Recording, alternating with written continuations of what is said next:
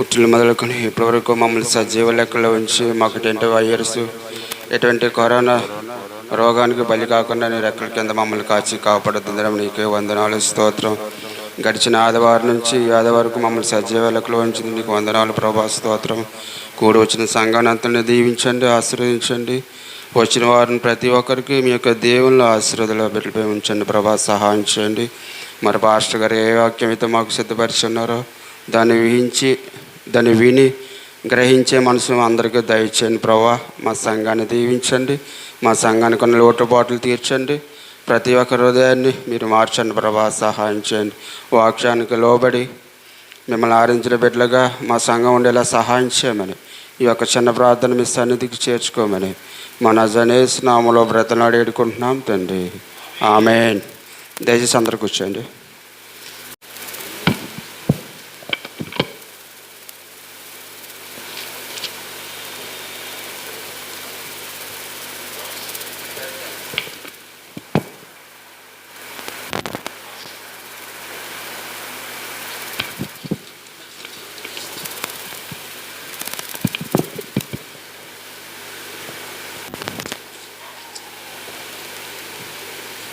నేటి ఆరాధనకి ఏర్పాటు చేయబడిన మొదటి వాక్య భాగము 2 రాజులు 5వ అధ్యాయం 25 నుంచి 27 వచనాలండి. అతడు లోపలికి పోయి తన యజమానిని ముందర నిలువగా ఎలీషా వానిని చూచి, గేహాజీ, నీవెచ్చటి నుండి వచ్చితివని అడిగినందుకు వాడు, నీ దాసుడినైనా నేను ఎచ్చటికి నీ పోలేదన్ను. అంతటా ఎలీషా వానితో, ఆ మనుష్యుడు తన రథము దిగి నిన్ను ఎదుర్కొనుటకు తిరిగి వచ్చినప్పుడు నా మనసు నీతో కూడా రాలేదా? ద్రవ్యమును, వస్త్రములను, ఒలీవ చెట్ల తోటలను, ద్రాక్ష తోటలను, గొర్రెలను, ఎడ్లను, దాసదాసీలను సంపాదించుకొనుటకు ఇది సమయమా? కాబట్టి నయమానునకు కలిగిన కుష్టు నీకును నీ సంతతికిని సర్వకాలము అంటియుండును అని చెప్పగా, వాడు మంచు వలె తెల్లనైన కుష్టము కలిగి ఎలీషా ఎదుట నుండి బయటకు వెళ్ళాను. దేవుడి పరిశుద్ధ వాక్యం దీవించును గాక. చక్కడ వాక్యం చదివిన అలెక్ష్యకు సంఘం తరపున వందాలండి. అలాగే 2వ వాక్య భాగము 2 తిమోతి 3వ అధ్యాయం 1 నుంచి 6 వరకు. 2 తిమోతి 3వ అధ్యాయం 1 నుంచి 6 వరకు సంజయ్ వచ్చి చదవాలనుకోవచ్చు.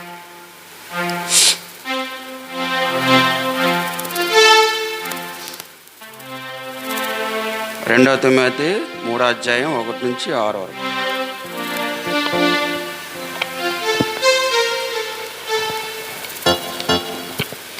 అంత్యదినములలో అపాయకరమైన కాలములు వచ్చునని తెలుసుకొనుము. ఎలాగనగా మనుష్యులు స్వార్థప్రియులు, ధనాపేక్షులు, బింకములాడువారు, అహంకారులు, దూషకులు, తల్లిదండ్రులకు అవిధేయులు, కృతజ్ఞత లేనివారు, అపవిత్రులు, అనురాగరహితులు, అతిద్వేషులు, అపవాదకులు, అజితేంద్రియులు, క్రూరులు, సజ్జన ద్వేషులు, ద్రోహులు, మూర్ఖులు, గర్వాంధులు, దేవుని కంటే సుఖానుభవమును ఎక్కువగా ప్రేమించువారు, పైకి భక్తిగల వారి వలె ఉండి వాని శక్తిని ఆశ్రయించిన వారునే ఉందురు. ఇట్టి వారికి విముఖుడవై ఉండుము. పాపభరితులై నానా విధములైన దురాశల వలన నడిపింపబడి ఎల్లప్పుడూ నేర్చుకొనుచున్నను సత్య విషయమైన అనుభవ జ్ఞానం ఎప్పుడునూ పొందలేని అవివేక స్త్రీల యొక్క ఇండ్లలో వచ్చి వారిని చేపట్టుకొని పోవారు వీరిలో చేరినవారు. దేవుడి వాక్యం దీవించి ఆశీర్వదించును. వాక్యం చదవని సంజయ్కి సంఘ ధర్మం అందాలండి. మనందరూ లేచి నిలబడి ఆంధ్ర క్రైస్తవ కీర్తనలో 173 కీర్తన. నీ మారకను ఎప్పుడు దలచవే యో మనసా, వాసిగనాతని నరనామాంబును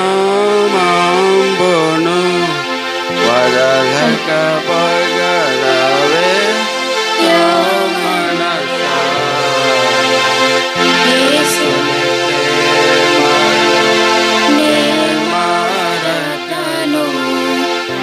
ఎప్పుడు దలచవే యో మనసా, పాపుల కొరకై ప్రాణము పెట్టిన పాపుల కొరకై ప్రాణము పెట్టిన ప్రభునిల జలసవే యో మనసా శాపమునంతయు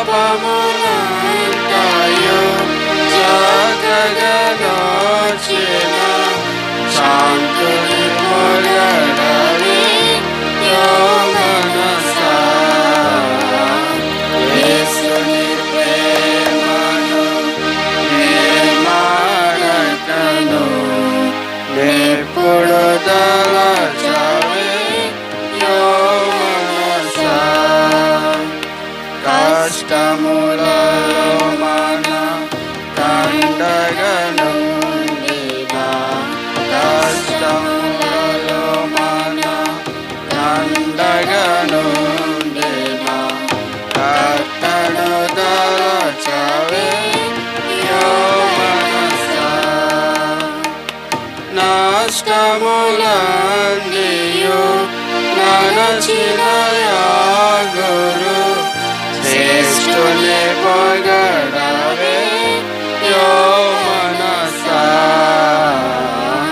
యేసుని ప్రేమను నే మారకను నెప్పుడు దలచవే యో మనసా మరణ తరుని మనం శరణుగనుండెడు మరణ తరుని మనం శరణుగనుండెడు మాన్యుని దలచవే యో మనసా కరుణను మానక నీటిని తుడిచిన కర్తను పొగడవే యో మనసా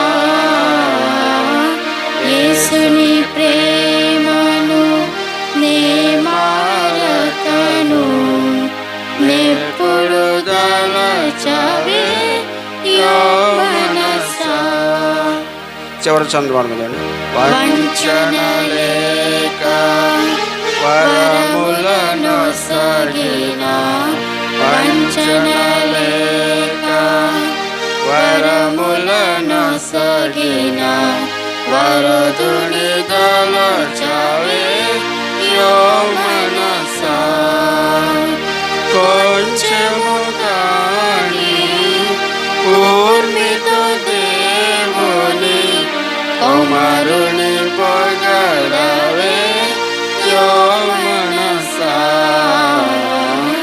యేసుని ప్రేమను నే మారకను నెప్పుడు దలచవే యో మనసా హల్లెలూయా. దయచేసి అందరూ కూర్చోండి.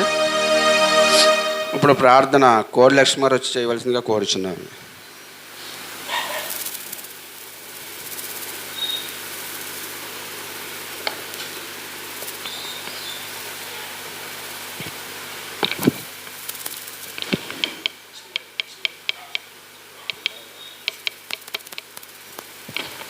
స్తోత్రం తండ్రి ప్రభా.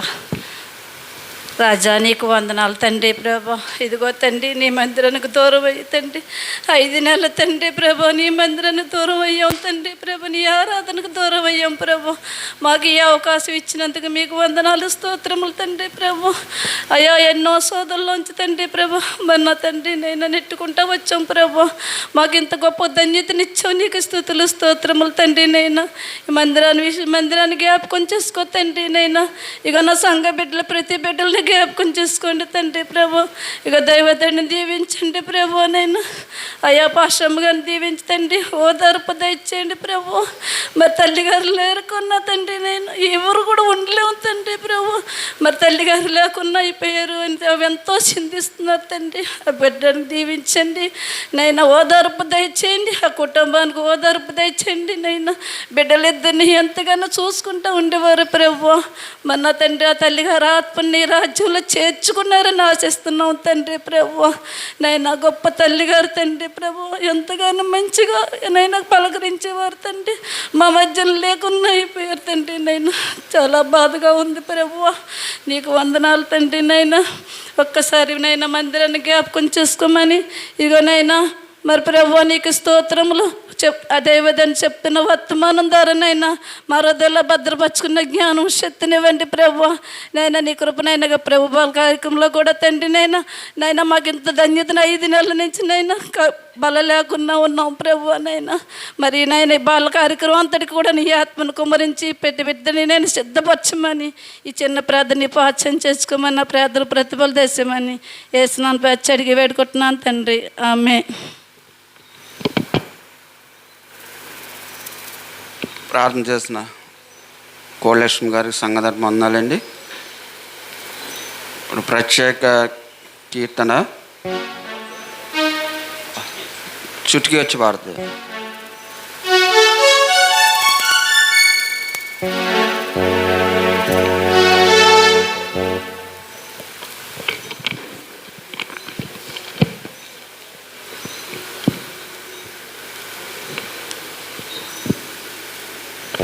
Praise the Lord.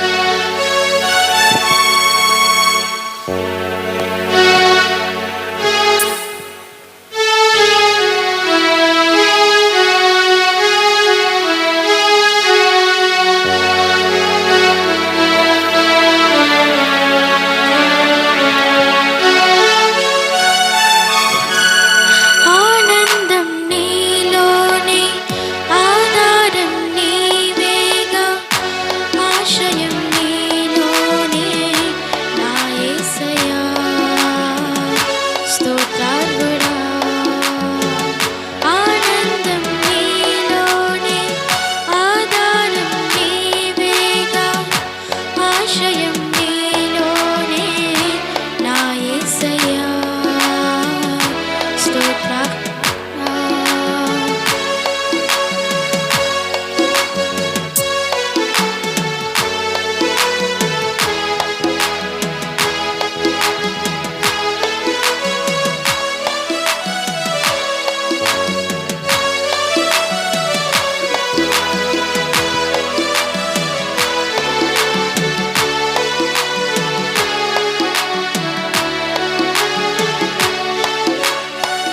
పదే పదే నిన్నే చేరగా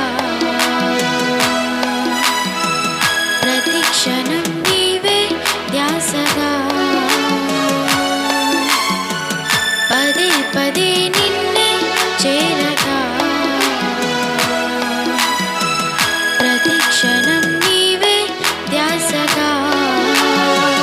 కలవరాల కోటలో కన్నీటి బాటలో కలవరాల కోటలో కన్నీటి బాటలో కాపాడే కవచముగా నన్ను ఆవరించిన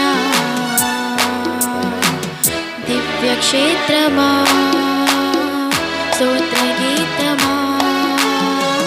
ఆనందం నీలోనే ఆధారం నీవేగా ఆశ్రయం నీలోనే నా యేసయ్యా స్తోత్రార్హుడా.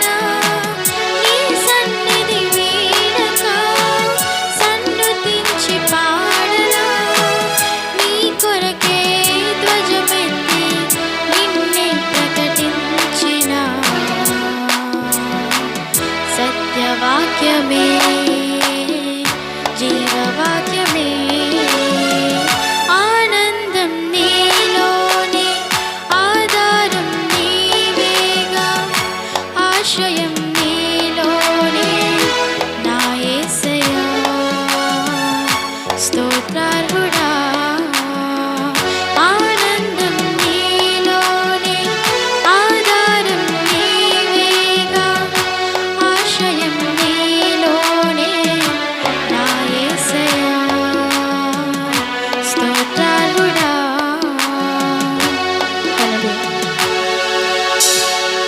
చక్కటి పాటలు పాడిన చిటికీకి సంగతి వందాలండి.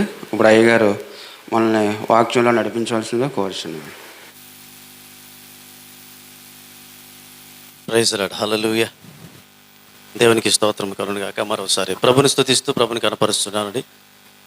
మరి ఈ సమయంలో ఈ రీతిగా మరోసారి మిమ్మల్ని ఇలాగన కలుసుకోవడానికి దేవుడు చూపించినటువంటి తన మహా కృపను బట్టి ప్రభువుని కనపరుస్తున్నాం. మరి గత వారము ఈ మన సంఘంలో ఆరాధన మేము మిస్ అయిపోయాం. అయినప్పటికీ కూడా మరి చాలా చక్కగా ఆరాధన జరిగింది అని మేము చాలా సంతోషించాం. మరి విశ్వాని ప్రసాద్ గారు మరి వచ్చి మరి చక్కటి ప్రసంగాన్ని కూడా అందించారని మేము విన్నాం. మరి ప్రసాద్ గారిని మరి చాలా కీలకమైన సమయంలో వారిని ఏర్పాటు చేయడంలో మరి మన పెద్దలైనటువంటి మోజెస్ గారు చక్కగా వారు సఫలీకృతులయ్యారు. అందుకు వారికి ప్రత్యేకమైనటువంటి వందనాలు మరి సభాపక్షంగా నేను తెలియజేస్తుంటున్నానండి. మీ అందరికీ తెలుసు మరి మా యొక్క అత్తగారు అయినటువంటి దీవెనమ్మ గారు మరి పరమోపదించారు.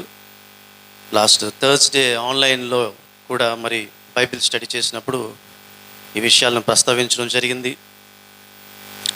మరి అనుకోని రీతిలో వారికి 78 సంవత్సరాలు దేవుడు మంచి ఆయుష్య వారికి ఇచ్చాడు. అయితే వారు చనిపోతారు అని అనుకోలేదు. అయితే అంత వయస్సు వచ్చి అలాగూ చనిపోవడమే బెటర్. ఆవిడెప్పుడు కోరుకునేటువంటి వారు ఏమిటంటే ఎప్పుడు కూడా నేను ఎవరితోటి కూడా ఎక్కువ ఏమీ చేయించుకోకూడదు అనేటువంటి ఆలోచన కలిగి ఉన్నారు వారు. అటువంటి మరణాన్ని దేవుడు నాకు ఇస్తాడు అని ఎప్పుడు చెప్పేవారు. దేవుడు మరి వారి మరణ ఆలకించాడు. ఇప్పుడున్నటువంటి ప్రస్తుత పరిస్థితుల్లో మనందరం కూడా కోరుకోదగినది అదే. మన వస్తు వాహనాల గురించి కాదు కానీ మంచి మరణం ఇవ్వు దేవా అని, దేవా సహాయం ఇమ్ము అని ఒక భక్తుడు రాస్తారు కదా ఆంధ్ర క్రైస్తవ కీర్తనలో. అందులో మంచి మరణం ఇమ్ము దేవా అని కూడా ఒక చరణం రాయబడుతుంది. అలాగున మనము ఇప్పటి నుంచే ప్రభుని ఒక మంచి మరణను మహా అయితే ఒక 2 hours 2 to 3 hours కొంచెం కొట్టుకున్నారు అంతే. కొట్టుకోవడం అంటే గ్యాస్ట్రిక్ ప్రాబ్లంలో వచ్చింది. అంతకు మించి ఇంకా ఏమీ లేదు ఆవిడకి. ప్రభు వారిని చక్కగా తీసుకున్నాడు. బెడ్ రీడ్ అని కాకుండా, బెడ్ సోర్స్ వచ్చేయకుండా చక్కగా వారిని తీసుకున్నాడు. ఒక్కొక్కరిని దేవుడు తన చిత్త ప్రకారం ఒక్కొక్క విధంగా తీసుకుని, కొంతమంది కొంచెం ఎక్కువ లాంగ్ సఫర్ ఉంటుంది, కొంతమందికి షార్ట్ సఫర్ ఉంటుంది. లాంగ్ సఫర్ అయినా షార్ట్ సఫర్ అయినా అది దేవుని ప్రణాళిక ప్రకారం. అపోస్తలుడు పౌలు భక్తుడు అయితే లాంగ్ సఫరింగ్, చాలా సఫర్ అయ్యాడు ఆయన అయితే. అలాగన చిన్న కొద్దిపాటి సఫరింగ్, ఎక్కువ సఫరింగ్ అనేది దేవుని చిత్తం. ఆయన ఏది ఇస్తే అది మనం పుచ్చుకోవాల్సినటువంటిదే. అయితే ఈ విషయంలో కొంచెం మా అత్తగారు అదృష్టవంతులు అని చెప్తాను. మరి మనకు అట్లాంటిది పరిస్థితి వస్తుందో లేదో మనకు తెలియదు కానీ మరి వాడికి దేవుడు చక్కటి అవకాశం ఇచ్చాడు. ప్రభు ఆమెను తీసుకున్నాడు. మరి మీ అందరూ కూడా చక్కగా ప్రార్థనలు చేశారు. మరి ఆ సమయంలో కీలక సమయంలో మన మట్టపర్తి ప్రవీణ్ తను టైంలో ఏమీ పాలుపోని స్థితిలో టైంకి వచ్చి తను ఈ అంబులెన్స్ని ఏర్పాటు చేయడం విషయంలో తను అంటే మాకు ఫస్ట్ టైం ఈ అంబులెన్స్ని పిలవడం అది కూడా ఎప్పుడు అలవాటు లేదు. ఎందుకంటే దేవుని కృపను బట్టి అమ్మగారు చనిపోయినప్పుడు కానీ నాన్నగారు చనిపోయినప్పుడు కూడా ఈ అంబులెన్స్ల పనులు ఏమి లేవు. ఇప్పటివరకు ఫలానా సీరియస్ మ్యాటర్ కారణం చేత అంబులెన్స్ని పిలవడాలు కూడా అలవాట్లేదు. మరి ఆ టైంలో మరి అధిక మొత్తం కాకుండా ఇంకా కొంచెం తగ్గించేటట్లు కూడా తను మాట్లాడబట్టి కూడా కొంచెం ఖర్చు కూడా కాస్త తగ్గింది. మరి ఆ టైంలో ప్రవీణ్ తదుపరి మోజెస్ గారు మరి లాస్ట్ థర్స్డే కూడా మీకు చెప్పడం జరిగింది. మరి వారు కూడా వచ్చి వారు ఇచ్చిన మోరల్ సపోర్టు అంత ఇంత కాదు. వారికి ప్రత్యేకమైనటువంటి ధన్యవాదాలు తెలియజేసుకున్నాం. మన సంఘ పెద్దలైనటువంటి వారందరికీ కూడా, తదుపరి ప్రసాద్ గారు, తదుపరి మీ అందరూ కూడా, మీరు చాలామంది వచ్చారని కూడా విన్నాను. మరి అక్కడ ఉన్నటువంటి పరిస్థితులు మీకు తెలియనివి కావు. కాబట్టి అందుకనే పైకి రాకుండా ఉండాలనేటువంటి ఆలోచన తెలియజేసినప్పుడు దాన్ని మీరు సవినయంగా పరిస్థితిని అర్థం చేసుకొని మీరు సమయస్ఫూర్తితో సమయానుకూలంగా స్పందించినటువంటి విధానాన్ని బట్టి ప్రత్యేకమైనటువంటి వందనాలు మీ అందరికీ తెలియజేస్తూ, అంతేకాకుండా అక్కడ మరి పాస్టమ్మ గారికి ఇది చాలా చాలా బాధాకరమైనటువంటి విషయం ఇది. మరి అదేవిధంగా వారి బిడ్డలకు ముఖ్యంగా నరసాపురంలో ఉన్నటువంటి వారికి పెద్ద కుమారుడు ఒక ఆయన ఆల్రెడీ చనిపోయాడు. ఆయన ఎప్పుడైతే పెద్ద కుమారుడు చనిపోయారో అప్పుడే ఆవిడ ఆల్మోస్ట్ సగం చచ్చిపోయారు. ఆవిడ అలా బ్రతుకుతున్న దేవుని కృపను బట్టి, దేవుడు మాకు ఇచ్చినటువంటి కృపను బట్టి ఆమెను చూసుకోవడానికి కొంతకాలం మాకు ధన్యత ఇచ్చాడు. మరి వృద్ధులను చూడడం అనేటువంటిది ఎంతో ఆశీర్వాదకరమని మేము విశ్వసిస్తాం. మరి ఇప్పుడు ఉన్నటువంటి రెండవ కుమారుడు, తర్వాత మూడవ కుమారుడు, తర్వాత వైజాగ్లో ఉన్నటువంటి పెద్ద కుమార్తె అండి. మరి పాస్టమ్మ గారు మరి 80 సంవత్సరాలు వచ్చినప్పటికి కూడా మరి తల్లి గురించి రోధిస్తున్నటువంటి విధానం అంత ఇంత కాదు. ఎందుకంటే మరి తల్లే. ఇంకా మీలో చాలామంది అదృష్టవంతులు ఉన్నారు. ఇప్పుడు ఉన్నటువంటి పిల్లల్లో చాలామంది అదృష్టవంతులు ఉన్నారు. 75, 80 చూసి మీ తల్లిలు వెళ్ళిపోయారు. కానీ మా అమ్మ అయితే 54వ సంవత్సరంలో చనిపోయింది. అది ఎప్పుడు కూడా ఇప్పటికీ కుమిలిపోతూనే ఉంటాను నేనైతే. కానీ కనబడినేమో, ఎందుకంటే తప్పని పరిస్థితి, ఇంకా తప్పదు, ఇంకా పాస్ అవ్వాల్సిందే అందరూ కూడా. మరి అలాగనే ఆవిడ పాస్ అయ్యారు. మరి కుటుంబం కోసం ప్రార్థన చేయండి. ముఖ్యంగా వారి యొక్క 4 బిడ్డల కోసం, పాస్టమ్ గారి కోసం ప్రత్యేకంగా మీరు ప్రార్థన చేయవలసిందిగా ప్రభు పేరిట మీకు మనవి చేస్తుంటున్నాను. సో దేవునికి స్తోత్రం కలుగును గాక. మరోసారి సంఘానికి మీ అందరికీ కూడా నాకు ప్రత్యేకమైనటువంటి నిండు వందనాలు తెలియజేస్తుంటున్నాను. ఈ సమయంలో మరి ప్రభురాత్రి సంస్కారం పెట్టుకున్నాం మీ వేళ. మరి గత వారమే ప్రభురాత్రి సంస్కారం జరగాల్సింది, కానీ మరి గత వారం మీకు తెలిసినటువంటిది, మరి కాపరిగా నేను లేనప్పుడు మరి బిడ్డలు ఒక పెద్దలు ఒక వారం పోస్ట్ పోన్ చేయించిన విధానం బట్టి కూడా ప్రభుని స్తుతిస్తూ కనపరుస్తూ, మరి ఈ రోజున దేవుని చిత్తమైతే ఈ సప్పరను మనం అందరం తీసుకోవడానికి మనం ఇంకా పరిపూర్ణంగా వాక్యంతో సిద్ధపడదాం. మరి అంతేకాకుండా ప్రియ దేవుని బిడ్డలారా, ఆ టైంలో ఈ మారల్ సపోర్ట్ ఇచ్చేటువంటి క్రమంలో మన ఎలీషా సతీమణి యమున కూడా తను చేసినటువంటి సేవ అది మరువలేనటువంటిది. మార్నింగ్ నుంచి కూడా మా అత్తగారు చాలా సఫర్ అవుతున్నారంటే ఇది డెత్ వరకు తీసుకెళ్తుంది అనుకోలేదు అసలు. ఏదో కడుపులో మంట వస్తుందంటే సర్వసాధారణంగా మేమైతే డాక్టర్ దగ్గర తక్కువ వెళ్తాం. మ్యాక్సిమమ్ నేను కానీ, నా భార్య కానీ, పాస్టర్ గారు కానీ, పిల్లలు కానీ డాక్టర్ దగ్గరికి వెళ్ళను కాదు. ఇన్ జనరల్ తక్కువ, బాగా తక్కువ. మ్యాక్సిమం దేవుడు ఇచ్చిన జ్ఞానం చేత ఒకవేళ అవసరమైతే కాస్త కోస్తే ఏదో తెలిసినటువంటి మెడిసిన్ వేసుకుంటాం. అందుకని ఇప్పుడు ఎవరెవరు ఉన్నారో, ఏ డాక్టరు, ఏ జనరల్ ఫిజిషియన్ కూడా క్లియర్గా మాకు తెలియదు.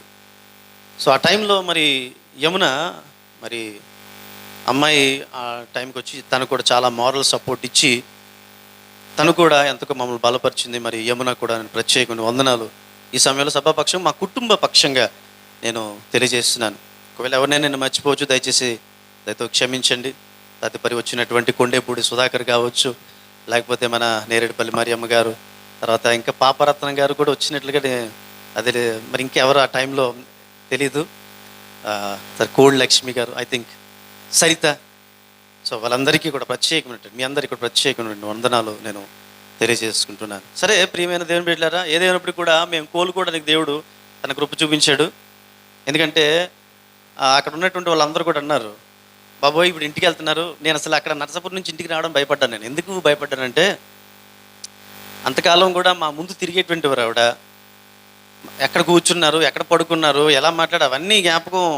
నేను అదే అప్పుడు జ్ఞాపకం చేసుకున్నాను. మన శారదా గారు, మోజెస్ గారిని, తర్వాత మన సత్యాన్ని జ్ఞాపకం చేసుకుని, ఇటీవల కాలంలోనే వారు తమ తండ్రిని, తన తల్లిని కోల్పోయారు. వారు వేదన అంతా ఇంత కాదు. అయితే కాస్త కోస్త వారు దూరంగా ఉన్నారు, వెళ్ళి వస్తూ ఉన్నారు. పాపం ఇది మాకైతే ఇంకా దగ్గర కంటి ముందే ఉన్నారు. కంటి ముందు చనిపోయినటువంటి పరిస్థితుల్లో ఇప్పటికి కూడా మేము ఆ ప్లేసులు చూసినప్పుడు, ఆ పడుకునే ప్లేస్ చూసినప్పుడు, కూర్చునే ప్లేస్ చూసినప్పుడు, వాడు బాత్రూమ్కి వెళ్ళేటువంటి ప్లేస్, ఆవిడకంటే స్పెషల్గా మేము బాత్రూమ్ ఇచ్చేసాం. ఏకంగా దేవుని కృపను బట్టి 2 బాత్రూమ్లు అక్కడ స్పెషల్గా ఇచ్చేసాం ఆవిడకి. ఆవిడ హ్యాపీగా జీవించడానికి దేవుని కృపను బట్టి మేము అన్ని ఏర్పాట్లు చేసాం.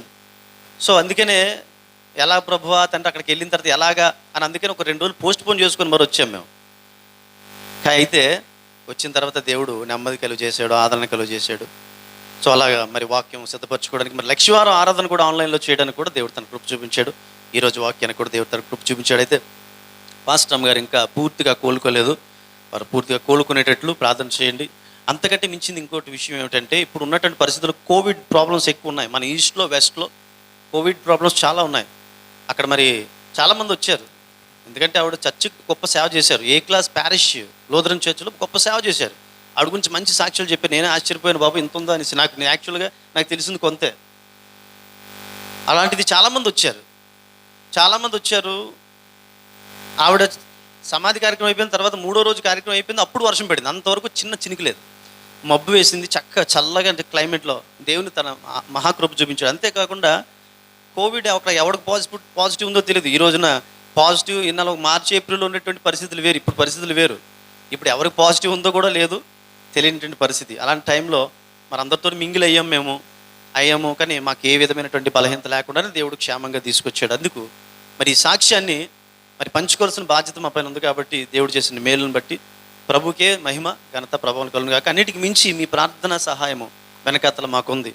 అందుకు మీకు ఎప్పుడు కూడా మా యొక్క కృతజ్ఞతలు తెలియజేస్తాం. సరే ప్రియమైన దేవుని బిడ్డలు, ఈ రోజున వాక్యంలోనికి వెళ్దాము. చిన్న ప్రార్థన చేద్దాం. ప్రార్థన చేసే ముందుగా 2వ తిమోతి పత్రిక దయచేసి తెరచి ఉంచవలసిన ప్రభుపేట మనం చేస్తుంటున్నాను. 2వ తిమోతి పత్రిక 3వ అధ్యాయము 1వ వచనాన్ని ఒకసారి చదువుకుందాం. ఎవరైనా దయచేసి చదివి వినిపించవలసిందిగా మనం చేస్తున్నాం. అంచె దినములలో అపాయకరమైనటువంటి కాలములు వచ్చునని తెలుసుకున్నాం.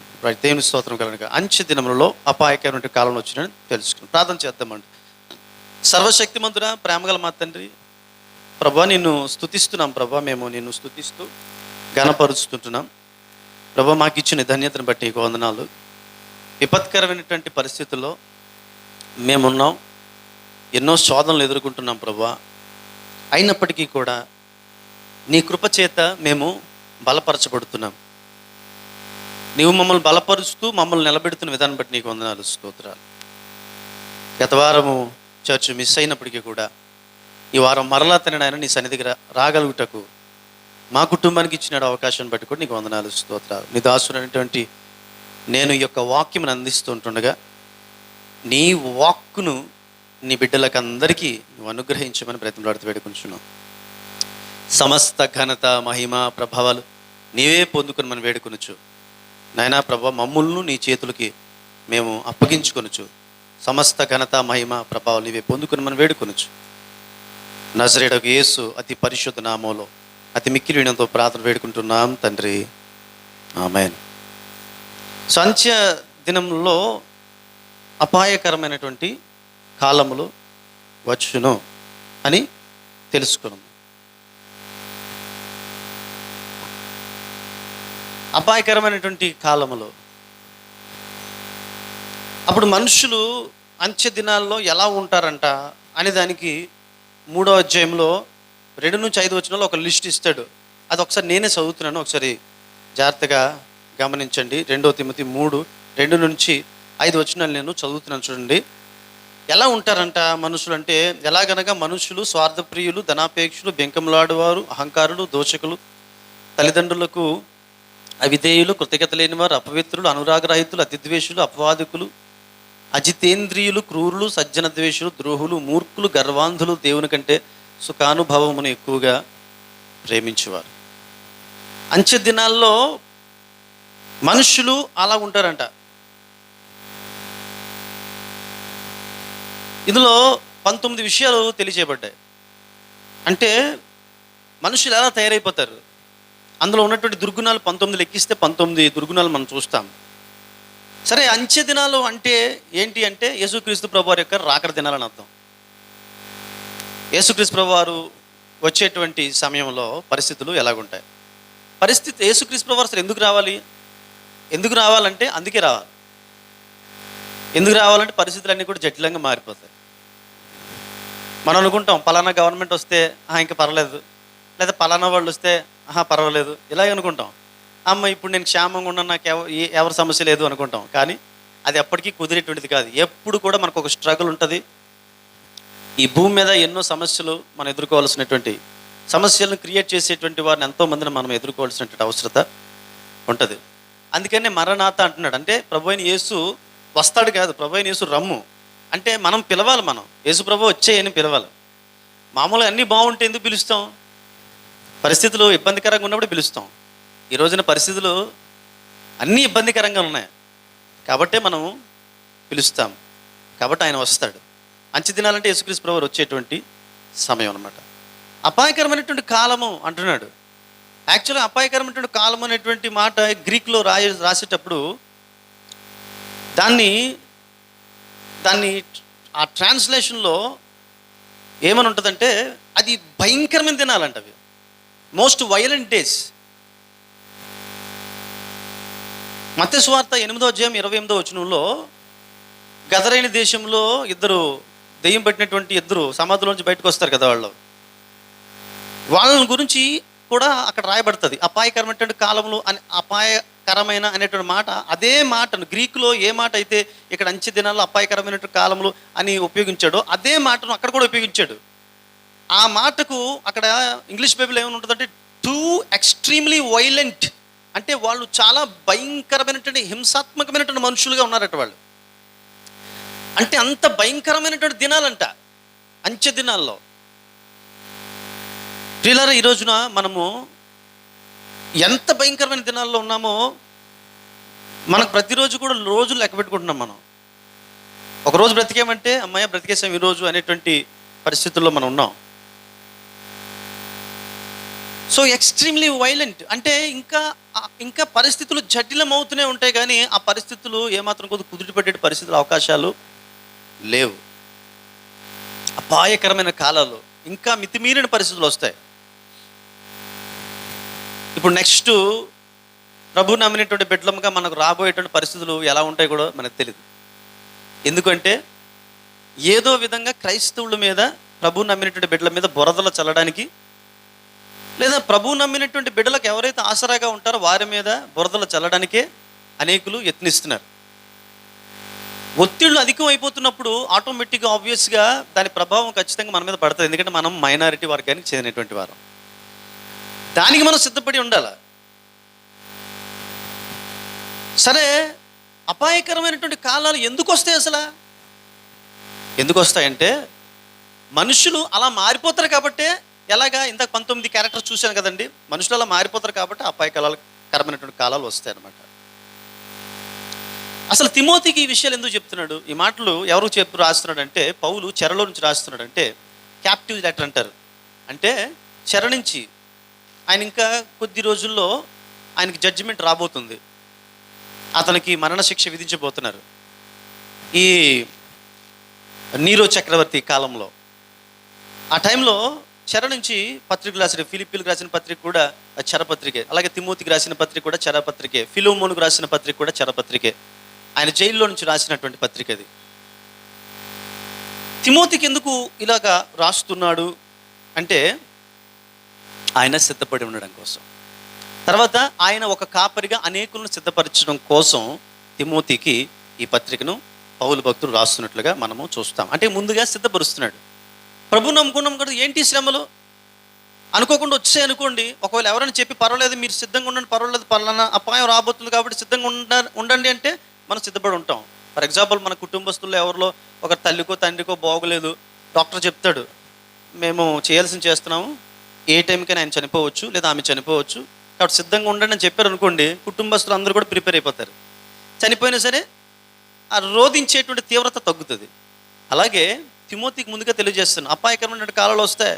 అప్పటికే అపాయకరమైన కాలాలు స్టార్ట్ అయిపోయాయి. యేసుక్రీస్తు ప్రభువారి రాకడ నుంచి స్టార్ట్ అయిపోయాయి అసలు అపాయకరమైన కాలాలు. కాబట్టి సిద్ధపాటు చేయడం కోసం ఈ రోజున మనం సిద్ధపడి ఉండాలి. ఎలాంటి పరిస్థితులైనా ఎదుర్కోవడానికి సిద్ధంగా ఉండాలి మనం. చాలామంది బిలీవర్స్ అనే విశ్వాసులు, నేను క్రైస్తవుల గురించి చెప్పట్లా, బిలీవర్స్ గురించి చెప్తున్నాను. చాలామంది బిలీవర్స్ ఈ రోజున కామన్గా సింపుల్గా వారు తీసుకుంటున్నారు ఇప్పుడున్నటువంటి పరిస్థితులు.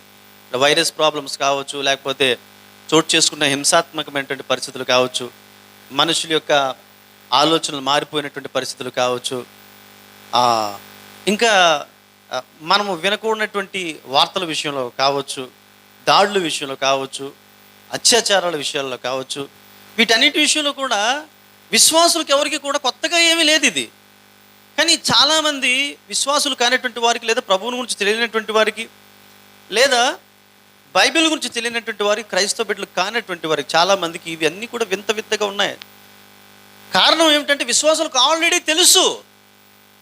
ఈ రోజున మనం ఎలాంటి పరిస్థితులైనా విశ్వాసంతో ఎదుర్కొంటూ మనం ముందుకు వెళ్ళిపోతున్నాం. దానికి కారణం ఏమిటంటే, మన విశ్వాసంతో ముందుకు వెళ్ళిపోవడానికి కారణం ఏమిటి అంటే, మనకు ఆల్రెడీ తెలుసు. దేవుని వాక్యంలో ఆల్రెడీ చెప్పబడ్డాయి. రాబోయేటువంటి పరిస్థితులు ఎలా ఉంటాయి, మనుషులు ఎలా మారిపోతారు, పరిస్థితులు ఎలా మారిపోతాయి, వాతావరణం ఎలా మారిపోతుంది, అన్నీ కూడా మన బైబిల్ గ్రంథంలో తెలుసు. కాబట్టి దానికి మనము సిద్ధపడుతూ ముందుకు వెళ్తున్నాం. అందుకని విశ్వాసులంగా మనం ఉండాలి. క్రైస్తవులు అనగా చెప్పుకునేటువంటి వారంగా కాదు, కానీ మనం విశ్వాసులముగా ఉండాలి. Christian should convert as a believer. Christian in the sense, Christian అంటే యాక్చువల్గా మంచి పేరు, క్రీస్తువాడు. కానీ క్రిస్టియన్ అంటే నామకార్థం క్రైస్తవం అయిపోయింది, నామక వాస్తే క్రైస్తవం అయిపోయింది.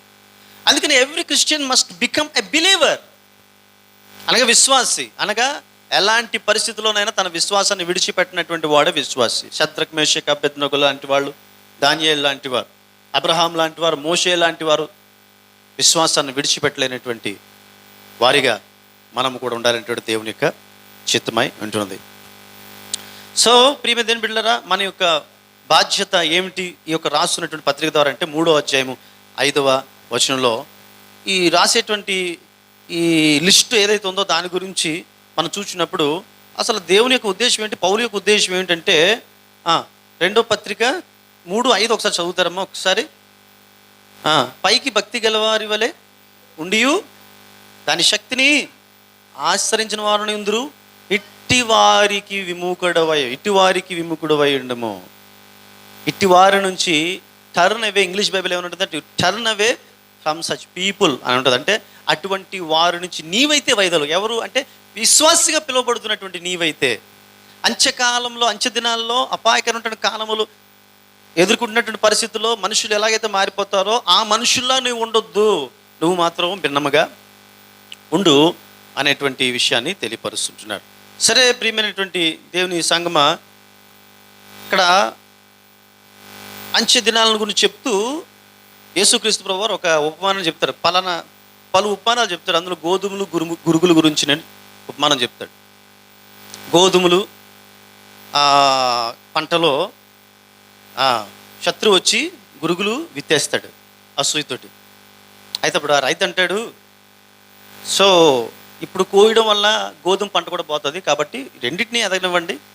రెండింటిని ఎదిగిన తర్వాత గోధుమలు ఈజీగా కోయడానికి బాగుంటుంది, కాబట్టి రెండింటిని ఎదగనిద్దాం అని చెప్పి ఆ రెండింటిని ఎదగనిస్తాడు. ఎదిగించిన తర్వాత ఈ పంటను కూర్చుకుంటాడు. పంటను కూర్చేసిన తర్వాత గురుగులను కాల్చేస్తాడు. అంతే ప్రియమైన వాళ్ళారా, గోధుమలు గురుగులు కలిసి ఎదుగుతున్నాయి. ఈ అపాయకరమైన కాలంలో శత్రువు పనిచేస్తున్నాడు. శత్రువు బలంగా పనిచేస్తున్నప్పుడు గోధుమలు అనేటువంటి విశ్వాసులు మన మధ్య గురుగులు చాలా ఉన్నాయి. గురుగులు మన మధ్యన ఎదుగుతున్నారు. ఇలాంటి పరిస్థితుల్లో గురుగులకు మనం దూరంగా ఉండాలి. మనం గోధుమలలాగే ఉండాలి. మన విశ్వాసాన్ని ఏమాత్రం కూడా చెరిపేయకూడదు. అటువంటి వారికి దూరంగా ఉండమని తిమోతి పత్రికలో పౌలు భక్తుడు తిమోతికి తెలియజేస్తున్నాడు. దేవునికి స్తోత్రం కలుగునుగాక. సో అక్కడ మనకు చాలా లిస్ట్ ఇచ్చాడు, 19 లిస్ట్ ఇచ్చాడు. ఆ లిస్ట్ అంతా కూడా ఈవేళ నేను చెప్పట్లేదు, కానీ ఆ లిస్ట్ అంతటిని కూడా మనం ధ్యానం చేయాల్సిన అవసరం ఉంది. కాబట్టి ఈవేళ ఒక 2 విషయాలను మాత్రమే చెప్పి వచ్చే వారం మిగతా విషయాలు నేను పూర్తి చేస్తాను. ఆ లిస్టులో మొట్టమొదటి ఉండేటువంటి విషయం చాలా ప్రాముఖ్యమైనటువంటిది. ఏమంటాడే ఫస్ట్, ఎవరు ఎలా ఉంటారంటే మనుషులు స్వార్థ ప్రియులు. ఇంగ్లీష్ బైబిల్లో they are the lovers of self, lovers of the loving own selfs అంటారు. అంటే వాళ్ళే ప్రేమించుకునేటువంటి దినాలు అంటే అవి. యాక్చువల్గా ఫస్ట్ ప్లేస్ ఈ 19 ఈ లిస్టులో ఫస్ట్ ప్లేసు స్వార్థ ప్రియులు అనే మాట, స్వార్థానికి ఫస్ట్ ప్లేస్ ఇచ్చాడు. అంటే ఈ స్వార్థము రైలు ఇంజిన్ లాంటిది అనమాట. రైలు బోగీలకి అన్నిటికి కూడా ఇంజిన్ ఒకటి ఉంటుంది చూడండి, అది అలా బోగీలన్నిటిని నడిపించేస్తుంది. అలాగా ఈ స్వార్థం ఏదైతే ఉందో మిగతావన్నీ ఉన్నాయి కదా, అజితేంద్రియులు, అపవాదకులు, దూషకులు, హింసకులు ఏవైతే ఉన్నాయో, తల్లిదండ్రులకు అవిధేయులు, ఈ మాటలు ఏవైతే ఉన్నాయో వీటన్నిటికీ కూడా, ధనాపేక్ష కలిగినటువంటి వారు, వీటన్నిటికీ కూడా మూలం ఏదంటే స్వార్థమే. అందుకని ఫస్ట్ ప్లేస్లో స్వార్థ ప్రియులు అన్నాడు. రైలు ఇంజిన్ అంతే కదండి, అది అలా మోసుకెళ్ళిపోతుంది అంతే. ఈ స్వార్థం వల్లనే వచ్చేటువంటి పరిస్థితులు అన్నీ కూడా, ఇలా కాలాలు, అపాయకరమైన కాలాలు ఎందుకు అంటే ఈ స్వార్థం మూలంగానే. అంటే ప్రపంచము ఏమంటుందంటే లవ్ యువర్ సెల్ఫ్, నిన్ను నువ్వు ముందు ప్రేమించుకో, నిన్ను నువ్వు ముందు ప్రేమించుకోవడం నేర్చుకో అని ప్రపంచం చెప్తుంది. బైబిల్ అలా చెప్పదు. బైబిల్ నిన్ను వలే నీ పొరుగు వారిని ప్రేమించని చెప్తుంది. బైబిల్ ఎప్పుడు కూడా నిన్ను నువ్వు ప్రేమించుకో అని చెప్పదు. ఎందుకు బైబిల్ నిన్ను నువ్వు ప్రేమించుకో అని చెప్పదు అంటే, మనల్ని మనం ప్రేమించుకొని ఒకటి చెప్పక్కర్లేదు. మనకు చెమట పెట్టిందంటే పక్కోడికి మనం ముఖం కడం కదా, మనం ముఖం కడుక్కుంటాం. అర్థం చూసుకున్న తర్వాత మనకి జిడ్డు పెట్టింది అనుకోండి, పక్కోడికి ఫెయిర్ అండ్ లవ్లీ రాయి మనం రాసుకుంటాం ఫెయిర్ అండ్ లవ్లీ, అవునా? సో మనల్ని మనం ఎప్పుడు ప్రేమించుకుంటాం. మనల్ని ప్రేమించుకోమని మరొకరు చెప్పక్కర్లేదు. అందుకే బైబిల్ ఎప్పుడు కూడా నేను నువ్వు ప్రేమించుకో చెప్పలే. బైబిల్ ఎప్పుడు కూడా నీ పొరుగు వాడిని నీవు ప్రేమించమని చెప్పింది. స్వార్థ ప్రియులు. ఇప్పుడు ట్రాఫిక్ చూడండి, ట్రాఫిక్లో ఈరోజు గమనించండి, ఎవడికి వాడే వెళ్ళిపోతాడు, దూసుకుంటూ వెళ్ళిపోతాడు. వీడి మాత్రం ఇంటికి వెళ్ళిపోయాడు, ఎదుటోడు మాత్రం సమాధుడికి వెళ్ళిపోవాలి. సో ప్రియ దేని బిడ్డలారా, ట్రాఫిక్లో మనం చూసేటప్పుడు ఎవరికి వాళ్ళే గుద్దుకుంటూ వెళ్ళిపోతారు. ఎన్నిసార్లు కొంచెం సైడ్కి కానీ బ్యాగ్ పెట్టామనుకోండి, ఆ బ్యాగ్ని గుద్దుకుంటూ వెళ్ళిపోతారు. ఎన్నిసార్లు పడిపోవలసిన పరిస్థితులు. సరే, ఇది కనీసం కామన్ సెన్స్ ఉండదు. సో స్వార్థము, తొందరగా వెళ్ళిపోవాలా, నేనే వెళ్ళిపోవాలి ఇంటికి. రక్త సంబంధులు చాలామంది కుటుంబాల్లో మనం చూసినప్పుడు, ఆ రక్త సంబంధులు ఒక పెద్ద ఇల్లు కట్టుకుంటారు. పెద్ద ఇల్లు కట్టుకున్న తర్వాత పక్కన కొంచెం స్థలం ఉంటుంది. వీళ్ళు పెద్ద ఇల్లు కట్టుకుంటారు, తన తోటి రక్త సంబంధి మాత్రం ఇంకొక ఇల్లు కట్టుకోకూడదు అక్కడ. వాడు అలా ఎదురు చూస్తున్నారు. అంటే ఈ రోజుల్లో పరిస్థితులు ఎలాగున్నాయో చూస్తున్నారు మనం. అంటే అపాయకరమైన కాలాలు, అంచె దినాలు ఎలా ఉంటారు మనుషులు, రక్త సంబంధులు. అయ్యో నా రక్త సంబంధి నాతో పాటు ఒక ఇల్లు కట్టుకోవాలని ఆశపడ్డు. ఎప్పుడు ఇటు అధోగతి పాలైపోతాడా, ఎప్పుడు ఆ స్థలం నాకు అమ్మేస్తాడా, నీ ఎప్పుడు దాన్ని ఇల్లుని విశాలం చేసేసుకుందామా. స్వార్థం చాలామంది ఉన్నారండి. సిగ్గుచేటు ఇటువంటి వారిని గురించి మనం వింటున్నప్పుడు, చూస్తున్నప్పుడు అలాగా నక్కల్లాగా రక్త సంబంధులు నక్కల్లాగా కాసుకొని ఉంటున్నారు. అంచె దినాల్లో స్వార్థము ఇది ఎక్కడ తీసుకెళ్తుందండి? స్వార్థము అంటే చాలా భయంకరమైన పరిస్థితి తీసుకెళ్ళిపోతుంది. మనకి రాజుల గ్రంథంలో నాబోతు ద్రాక్ష తోటను చూస్తాం. నాబోతు పాప పేదోడు పాప ఉన్న ఒక్క ద్రాక్ష తోట అది కైవసం చేసుకోవాలనేటువంటి ఆలోచనతో నాబోతు తన భార్య ఆహాబు తన భార్య అయినటువంటి యెజెబెలు ఇరువురు కూడా ఆశించి ఆ ద్రాక్ష తోట కోసం, ఒక రాజుగా ఉండేటువంటి వాడికి ఆయనకి ఏంటి కొదువ, ఆ ద్రాక్ష తోట కోసం నాబోతును చంపించేస్తాడు. తర్వాత వారు కుక్క చావు చేస్తారు. సో ప్రియమైన దేని బిడ్డలారా, స్వార్థపరులు భవిష్యత్తు చాలా భయంకరంగా ఉంటుంది అనేటువంటి విషయాన్ని సమయంలో జ్ఞాపకము చేస్తున్నాను. శాశ్వతము కాని దానికోసం స్వార్థం. ఈరోజు ఏది శాశ్వతం అండి? ఏమి శాశ్వతం కాదు, ఏది శాశ్వతం కాదు. మన డబ్బు శాశ్వతం కాదు. ఈ రోజున చాలామంది కుటుంబాల కోసము విన్నప్పుడు, ఒకప్పుడండి వీళ్ళు ఎలా బ్రతికారని అని చెప్పుకునేటువంటి దినాల్లో చాలామంది ఉన్నారు ఈ రోజున. ఒకప్పుడు వీళ్ళు ఏం బ్రతికారంటేనండి, ఒకప్పుడు బ్రతికారు, ఇప్పుడు పరిస్థితి ఏమిటి? కాబట్టి ఈ రోజున మనం గొప్పగా బ్రతకొచ్చు. సో మన డెస్టినేషన్ ఏం కాబోతుందో, నెక్స్ట్ మనకి ఏం రాబోతుందో, అంటే మనకి ఏది కూడా శాశ్వతం కాదనేటువంటి విషయాన్ని మనుషులు మర్చిపోయేటువంటి దినాలను అలాగనే ఉండకు తిమోతి అంటున్నాడు. ఈరోజు నీవు నేను ఆరాధన ఉండడానికి దేవుడు ఇష్టపడలేదు. రాజుగారు ఆయనకి భవనాలంటే చాలా పిచ్చంటే, చాలా భవనాలు కట్టించుకుంటూ పోతున్నాడంట. పేదవాళ్ళ దగ్గర ఈ సుంకమును వసూలు చేసి మరీ కట్టేస్తున్నాడట. ఒక సాధువు నడుచుకుంటూ వెళుతూ ప్రజల గోడు ఆలకిస్తున్నాడంట. ప్రజలందరూ కూడా బాధపడుతున్నారంట. ప్రజలందరూ కూడా అయ్యో తమకున్నటువంటి కష్టాలు, అంటే ఈ సుంకం కట్టలేక, ఈ ట్యాక్సులు కట్టలేక వాళ్ళు పడేటువంటి పాటలు, తినడానికి కూడా తిండి లేనటువంటి పరిస్థితుల్లో, అత్యంత బీదకరమైనటువంటి పరిస్థితుల్లో చాలామంది అలమటిస్తూ ఉన్నటువంటి పరిస్థితుల్లో సాధువు వీళ్ళు మాటలన్నీ విని నేరుగా రాజు దర్బార్కి వెళ్ళిపోయాడంట.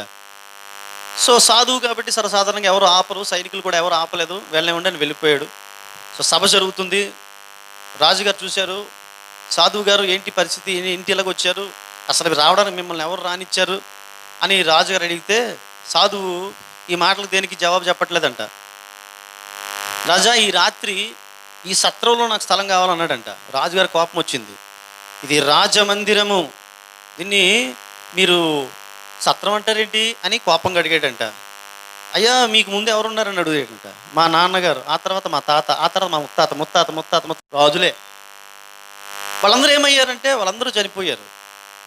సో వాళ్ళందరూ చనిపోయారు, వాళ్ళందరికీ శాశ్వతం కాదు. రేపు నువ్వు చచ్చిపోతావు, నీ కొడుకు అవుతాడు, నీ కొడుకుకు శాశ్వతం కాదు, ఆ తర్వాత ఇంకొకటి వస్తాడు. అందరూ వచ్చి వెళ్ళిపోతున్నాళ్ళే, అందరూ వచ్చి వెళ్ళిపోతున్నారు కాబట్టి ఇది రాజమందిరం ఎలాగ అవుతుంది, వెళ్ళిపోతున్నారు కాబట్టి సత్రమే అవుతుంది అన్నాడంట. అప్పుడు రాజుగారికి అర్థమైందంట ఆయన చేసినట్టు లోపం ఏమిటో. ఓ సాధు ఈ పేదవాళ్ళని గురించినటువంటి ఆలోచనతో నాకు పాఠం చెబుతున్నాడు అని గ్రహించి రాజు అప్పటి నుంచి కూడా ఈ సుంకాలు వసూలు చేయడం మానేసి రాజ్య భవనాల మీద మనసు పెట్టకుండా పేదవాళ్ళ కడుపు మీద, పేదవాళ్ళకు ఉండాల్సినటువంటి స్థలాల మీద, పేదవాళ్ళకి కట్టాల్సినటువంటి ఇళ్ళ మీద ఆయన మనసు పెట్టి రాజ్య పరిపాలన చేసేటట్టు. మరి ఆ రాజుగారు ఎవరో మాకే తెలియదు. అలాగనే ప్రియమైనటువంటి దేవుని బిడ్డలారా, తనది కాని దానికోసం, లేదంటే శాశ్వతము కాని దానికోసం మనిషి ఈ రోజున చాలా ప్రాకులాడుతున్నాడు. స్వార్థం మానుకుందాం. స్వార్థ ప్రయోజనాలు అనేటువంటిది ఏమాత్రం కూడా ఆ దేవుడు ఇష్టపడేటువంటిది కాదు. కానీ నిస్వార్థ పనులను దేవుడు దీవిస్తాడు. ప్రియమైనటువంటి దేవుని బిడ్డలారా, దావీదు మహారాజు ఆయన దేవుని చేత గొప్పగా దీవించబడ్డాడు, తన వంశాన్ని దీవించాడు దేవుడు.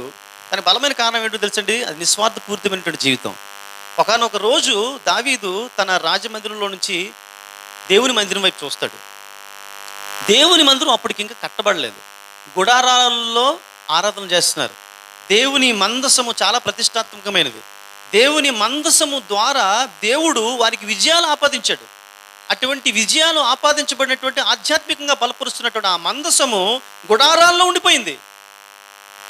దావీదు ఒక్కసారి ఆలోచించాడు, చలించిపోయాడు.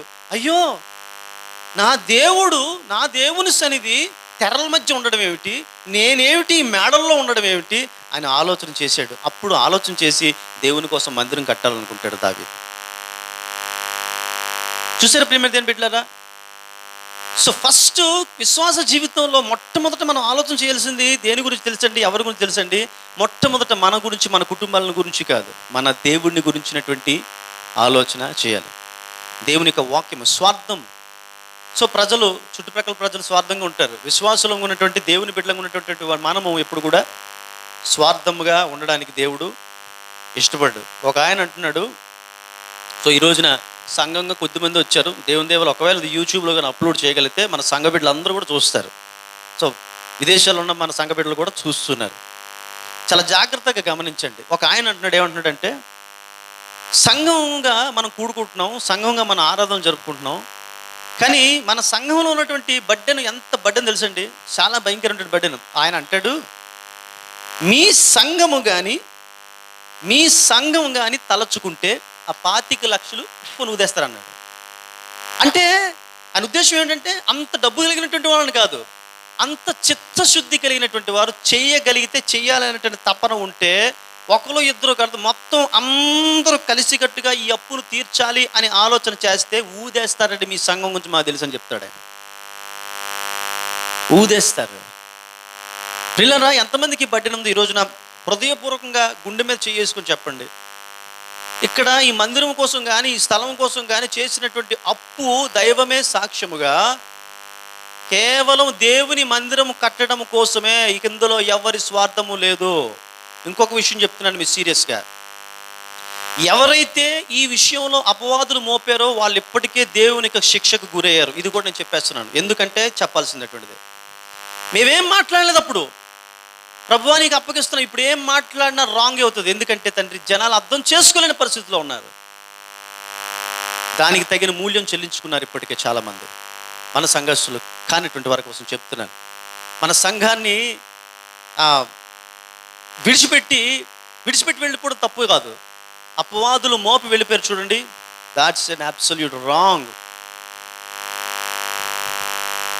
ఎంత చిత్తశుద్ధితో పలువురు బిడ్డలు ఈ స్థలము కొనడం విషయంలో కావచ్చు, తర్వాత ఈ స్థలము కొన్న తర్వాత ఎన్ని సమస్యలు వచ్చాయి ఆ సమస్యను ఎదుర్కోవడం విషయంలో కావచ్చు, డబ్బుల్ని ఏర్పాటు చేయడంలో కావచ్చు, స్థలం కొనడానికి డబ్బుల్ని ఏర్పాటు చేయడం అనగా అప్పు చేయడం విషయంలో కావచ్చు, ఎంత చొరవ చూపించి తర్వాత వచ్చినటువంటి పరిస్థితులు కూడా ధీటుగా ఎదుర్కొన్నటువంటి వారు ఈ రోజున అసలు రేపు ఏం జరగబోతుంది, మందిరం ఏం చేయాలి, ఒకరు ఇద్దరు కాదండి, ఎవరు ఇద్దరు ముగ్గురు నలుగురు కాదండి.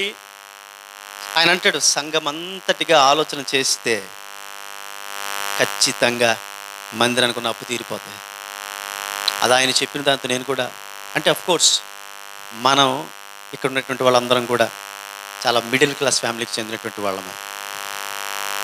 కొన్నిసార్లు కొంతమంది అబవ్ మిడిల్ క్లాస్ కాదు, బిలో మిడిల్ క్లాస్ ఫ్యామిలీస్కి చెందినటువంటి వారు చిత్తశుద్ధుండి ప్రభువా ఫస్ట్ మా సంఘం మీద అప్పు ఉంది తండ్రి, మా సంఘం మీద అప్పు విషయం కాపరికి చాలా అధిక భారం ఉంది, పెద్దలకి భారం ఉంది.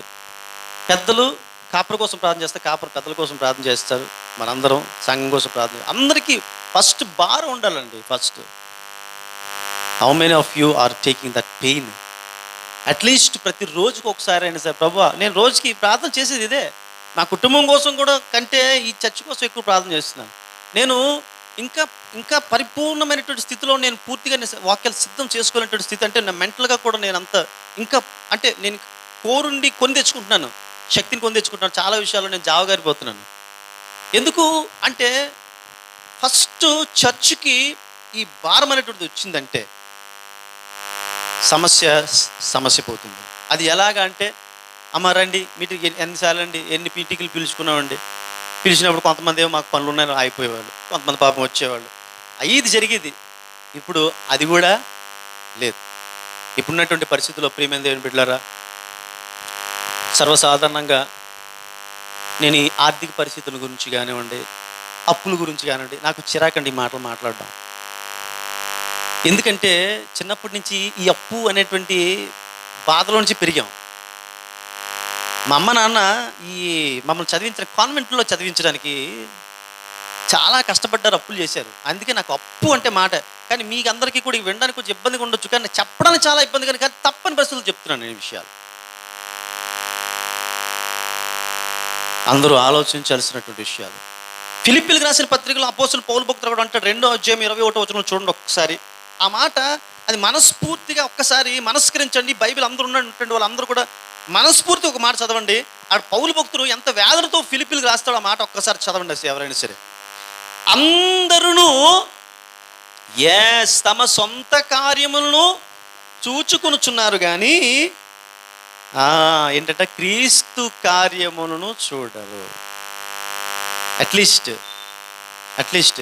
మనకు దేవుడు ఏదైనా ఇస్తున్నప్పుడు అయ్యో నా దేవుడు ఎలాగున్నాడు, నా దేవుడి మందిరం ఎలాగున్నాడు, ఇది ఎవరిదండి? ఇది దేవుడి మందిరం అండి, ఇది దేవుని మందిరం సంబంధించిన స్థలం అండి, ఇది ఎవరికి సొంతం కాదు, ఇది దేవుడిది. ఇది దేవుడు ఏర్పాటు చేసుకున్నాడు.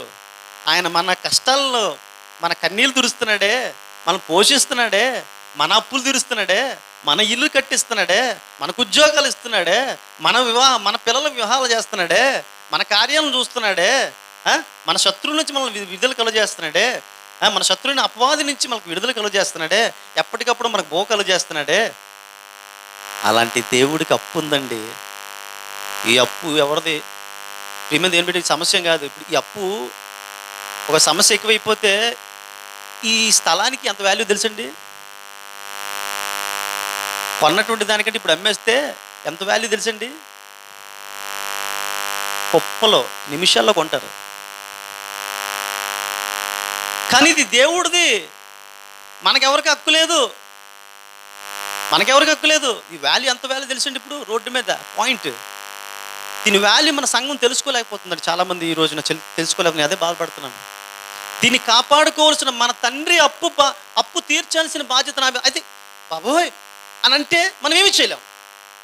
ఫస్ట్ చిత్తశుద్ధి, ప్రభువా మేము చెయ్యాలి తండ్రి అని ప్రతి ఒక్కరూ ప్రభువా నేనేం చేయగలను అని ఆలోచన చేస్తే దేవుడు ఖచ్చితంగా ఎంతసేపు దేవుడికి ఎవరో ఒకరు దారిపోడు దాన్ని తీసుకొచ్చి చేసేయగలడు, చెయ్యడు ఆయన. నేను చాలాసార్లు అడిగాను ప్రభువా సర్వ సృష్టికి కారకుడైనటువంటి వాడు ప్రతి స్థలం ఇంచు నీదే ప్రభువా, నీకు 25 లక్షలు ఆఫ్టర్ ఆల్, నీకు నేనైతే ఇలాగ అడుగుతాను. మనం తెలుసుకున్నటువంటి ప్రభువు విషయంలో మనం ఇలాగ అడగాలి.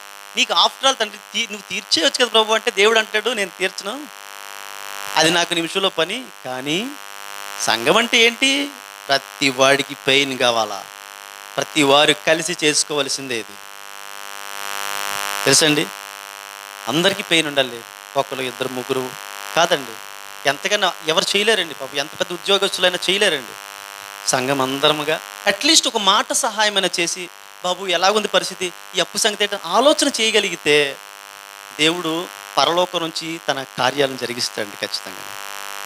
దావీదు ఆలోచన చేస్తున్నాడు, అయ్యో నా దేవుడికి మందిరం లేదు, నా దేవుడి మందస్సము నన్ను ఈ స్థాయికి ఎదిగింపజేసినట్టు నా దేవుని మందస్సము గుడారములో ఉంది, నేను ఈ రాజ్యమందిరంలో ఉన్నాను. నో, దేవుని కోసం నేను చేయాలి, నాకంటే అత్యధికమైన ఎత్తులో దేవుని మందిరం కట్టబడాలి అని చెప్పాడు. తన వంశం నుంచి తన కుమారుడి చేత తన మందిరం కట్టించుకున్నాడు. ప్రియమైన వాళ్ళారా, ఎంత దీవించాడు. ప్రియమైన దేవుని బిడ్డలారా, ఈ రోజున నేను ప్రేమపూర్వకంగా పుల్పీటి మీద నుంచి నేను చెప్తున్నాను, ఈ మందిరం విషయంలో ఎవరైతే మనకున్న ఈ భారం విషయంలో మీరు వ్యక్తిగతంగా భారాన్ని వహిస్తారో మీ కుటుంబాలను దేవుడు బహుగా దీవిస్తాడు. ఇంతకంటే కాపరిగా నేను చెప్పగలిగేది ఏమీ లేదు. దేవునికి స్తోత్రం కలుగును. అందరూ తమ సొంత కార్యం చూసుకుంటున్నారు, కానీ దేవుని కార్యములు ఎవ్వరునూ మనస్కరించినట్టున్నాడు. అలా కాకుండా మొట్టమొదట మన దేవుని గురించి అట్లీస్ట్ ఫస్ట్ ప్రార్థన చేద్దాం. ప్రియమైన వాళ్ళ, ప్రతిరోజు ఈరోజు నేను సంఘాన్ని నేను కోరేది ఒకటే, ప్రతిరోజు ప్రార్థన చేయండి. ప్రతిరోజు ప్రభువా మా చర్చికి అప్పు ఉంది. చుట్టుప్రక్కల చాలామంది పిచ్చి పిచ్చి మాటలు మాట్లాడతారు, వాగుతారు. ఆ మాటలు ఏవి పట్టించుకున్నారంటే వాళ్ళతో పాటు మనం నశించిపోతాం. ఎవరిని పట్టించుకోవద్దు. చూస్తున్నారు ఇప్పుడు పరిస్థితులు ఎలా ఉన్నాయి.